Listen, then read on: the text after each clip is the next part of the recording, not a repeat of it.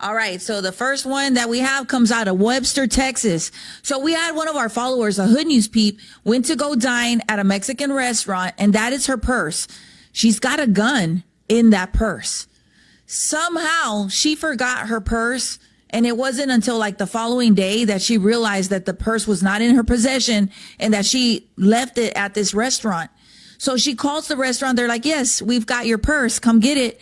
She shows up, but the purse is not there. And when they review the footage, they see this unidentified female goes and asks for the purse herself and takes off with it. So not only does she steal a purse with money in it, but she also takes off with a weapon. So we're hoping that somebody will recognize this person. We don't even know how it is that she understood that there was a purse at the restaurant in the lost and found. So we're hoping that somebody can identify this unidentified female. Unbelievable. She probably goes from restaurant to restaurant saying, I left my purse. Yeah, maybe that's what we're thinking, or somebody might have given her a heads up, something along the area. Because I did look up, I did some research, and this is a side hustle. Just showing up to different places and picking up stuff from the lost and found is something that bandits do. So yeah, come on down, Webster, Texas. A side hustle for scumbags. You can't be any lower than that. Unbelievable. People. And now a petty thief is a dangerous one, potentially. So she's got somebody's gun. Mm-hmm. So next up, we've got another story, and this is out of Fountain View and Westheimer, Mattress Mack. This unidentified man pulls up to a parking space, and he gets out, and he's about to go into somebody's car and steal something from it. And so that's his friend. His friend gets out, opens the door, nobody's home. So then his friend, the driver, gets out of the vehicle, and he's going to get into the car next to them. As you guys see here, there he is. And this is why I tell people, do not leave valuable items just out in your car, because people are looking for this. Lock your doors. We're not in the 70s where this kind of stuff didn't happen as much. There it is right there. What's he getting? A thermostat? A thermos? No, it was like a little bag, and there was money in it. And so, yeah, there was some personal belongings. Then he goes back to see if there's anything else he can steal. So we're asking everybody to please help identify so we can get a come on down. Come on down on the thug that's stealing stuff out of people's car. Another one that needs to go to Huntsville and spend the rest of his life there. That way he can steal for the other inmates, not from citizens. Yes, the inmates got something for him. So, yep, come on down, sir. Mm-hmm. All right. And next up, we've got another story.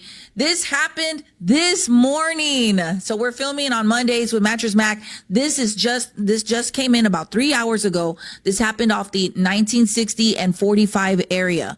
A Hood News peep was having breakfast, and he looks up and he sees a truck being used to pull power lines or some sort of internet cables that have copper wire. Hundreds of feet were pulled out with the truck, and these two bandits, a man and woman, they get out and they start stealing yards and yards and yards of this cable for copper wire purposes. We're thinking they're going to go scrap this somewhere and make some money. Can we please get a come on down, folks? There they are with the wires. Yeah, she got to get some more money for more tattoos on her arms, so she's going to steal this wire. And get a job. J-O-B. That's what you need. J-O-B on your mind. I had a company that deals with internet services. They reached out to me. They wanted the location. So they're going to take this and investigate further. Police were called, so there is a report on file. The Hood News peep tried to follow them, but, they had to maintain a distance because these people started speeding away when he asked them what they were doing. So can we please get a come on down? Someone's going to recognize that birdie tattoo that she's got on her arm, because that's like the tail end of a bird. Oh, okay. Yeah, she's going to be a jailbird. Did they get a license plate on the truck? No, because as you see, they have it covered in that little corner. You see, they covered up their plate. Oh, that's even better.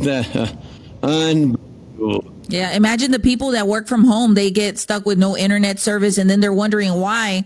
This could very well be part of the reason, because people are stealing wires and cables and internet, copper and all that other stuff. So we're just asking people just to be more aware. And if you see something like this, report it, because eventually it takes a toll on people when they don't have service. This is dangerous for them too. I mean, what they're doing is reckless. So yeah, let's put an end to it. Let's create more awareness, share, so people are aware that this kind of crime is happening.